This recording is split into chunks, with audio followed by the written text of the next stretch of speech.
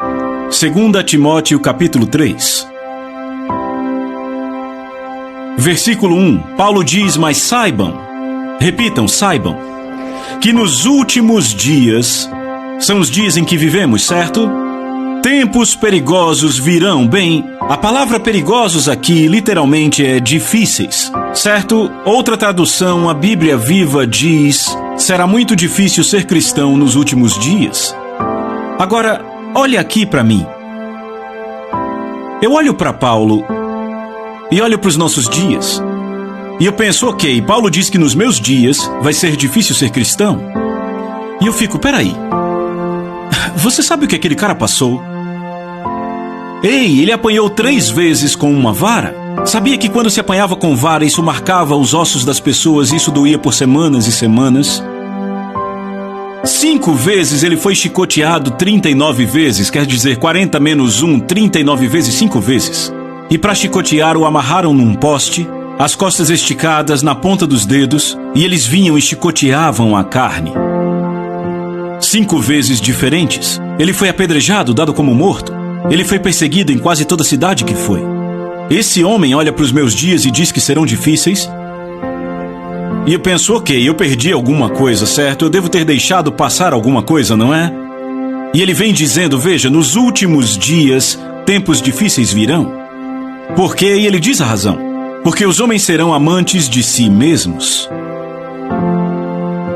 Amantes do dinheiro, presunçosos, orgulhosos, blasfemos, desobedientes aos pais, ingratos, ímpios, sem amor, irreconciliáveis, caluniadores, sem domínio próprio, cruéis, traidores, precipitados, soberbos, mais amantes dos prazeres do que amigos de Deus. Estão vendo a lista que ele tem aqui? Agora deixa eu te dizer. A sociedade de Paulo tinha todos esses tipos de pessoas. Sabia que naquela sociedade eles eram amantes do prazer? Eram cruéis, traidores, eram pessoas desobedientes aos pais. Então por que pegar a nossa geração, dizer que vai ser difícil e listar essas coisas? Por causa do verso 5, acompanhe. Diz, tendo aparência de piedade, mas negando o seu poder. Agora deixa eu ler na versão amplificada, que diz, embora eles tenham uma forma de verdadeira religião ou piedade, eles negam e rejeitam e são estranhos ao poder disto. A conduta deles nega a genuinidade da sua confissão. Ou seja, as pessoas confessam que são crentes nascidas de novo, mas elas têm tudo da palavra, mas amam a si mesmas, ao dinheiro, aos prazeres, amam mais o mundo do que a Deus, são ingratas, impiedosas e por isso negam o poder. Que poder? O poder da graça que muda nossa natureza.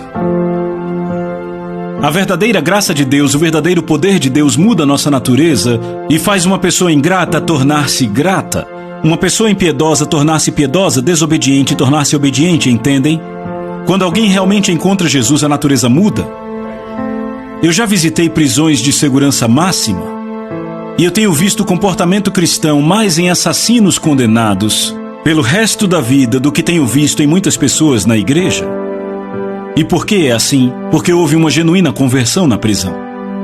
Enquanto houve uma oração do clube dos nascidos de novo com aquela pessoa na igreja.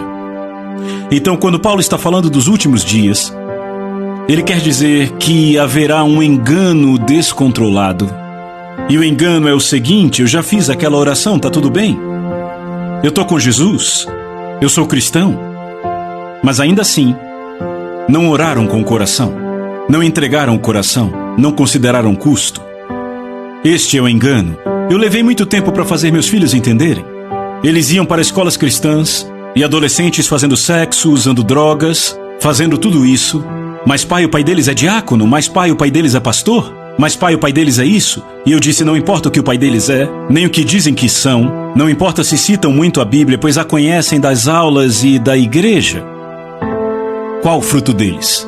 E eu continuei dizendo, olhem o fruto, olhem o fruto, olhem o fruto. Então o que Paulo está dizendo aqui, falando dos últimos dias, é que teremos pessoas dizendo, eu sou crente, mas se você olhar para o fruto, não são crentes, pois não tiveram uma mudança real de natureza, são pessoas enganadas. E ele continua dizendo, versículo 10, Paulo diz, mas você, falando a Timóteo, seguiu cuidadosamente a minha doutrina, o meu ensino. Repitam, ensino. Modo de vida. Agora notem, ele diz seguiu o meu modo de vida, não diz seguiu a minha unção. Ele não diz você seguiu meus milagres.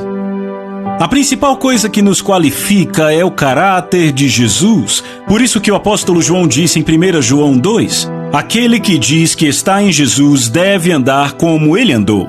Você vê o caráter de Jesus? Sabe, discutem comigo, mas eles nasceram de novo, dê uma chance a eles. Mas sabe, eu vou a essas prisões e vejo esses caras que foram salvos, e eu vejo genuína humildade e piedade nessas pessoas. Eu vejo tanta gente que nasceu de novo, por exemplo, a minha esposa, eu me orgulho muito de tê-la levado a Jesus. A minha esposa, eu posso mostrar uma foto de uma semana antes dela ser salva, e uma foto de um mês depois de ela ter aceito a Jesus, vocês não a reconheceriam? Houve uma mudança total naquela mulher. Eu não disse para ela parar de beber, e ela era quase alcoólatra, o pai dela é alcoólatra até hoje. Ela tinha uma vida inteira de alcoolismo. Eu não disse pare de beber, ela só parou. Quando ela aceitou a Jesus, o DNA mudou. Eu tenho muitos amigos que dizem, sabe, John, eu era assim, eu falava palavrões como um marinheiro bêbado, mas uma vez que eu fui salvo, tudo isso parou. Eu nem precisei fazer mais esforço, porque o DNA mudou, houve uma mudança do DNA espiritual. Certo, Paulo diz a Timóteo, mas você seguiu cuidadosamente a minha doutrina, modo de vida, meu propósito, fé, longanimidade, amor e perseverança. Minhas perseguições, veja o que ele está usando para se qualificar aqui. Não são milagres ou ministério. O que é? É o fruto do Espírito. Certo? É o caráter de Deus, estão vendo? Perseguições e aflições que ocorreram em Antioquia, Icônio e Listra. Quantas perseguições eu suportei, de todas elas o Senhor me livrou, sim. Todos os que desejam viver piedosamente em Cristo Jesus vão sofrer perseguição. É uma promessa. Eu digo que uma das provas de que você realmente está servindo a Jesus é ser perseguido. Se não estiver sendo perseguido, faça algumas perguntas. Porque Jesus disse quando o mundo te odiar, ele não disse se, ele disse quando o mundo te odiar.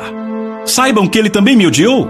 Não é que as pessoas não queiram ficar perto de você, elas queriam ficar perto de Jesus, mas o que o mundo despreza é a quem você segue, a quem você se entrega, em quem você se espelha e como sua vida é vivida. Quando você vive num padrão mais alto, e de repente a sua santidade começa o quê? Começa a condená-los. E aí ele diz no verso 13, mas os homens maus e impostores, e sabemos o que é um homem mau, é um pecador por definição. Mas note que ele diz impostor, o que é um impostor? Alguém sabe o que é um impostor? Um impostor é aquele que assume uma identidade externa que não está de acordo com a sua verdadeira natureza. E esses são os mais perigosos. Um impostor é aquele que diz, eu nasci de novo, mas continua vivendo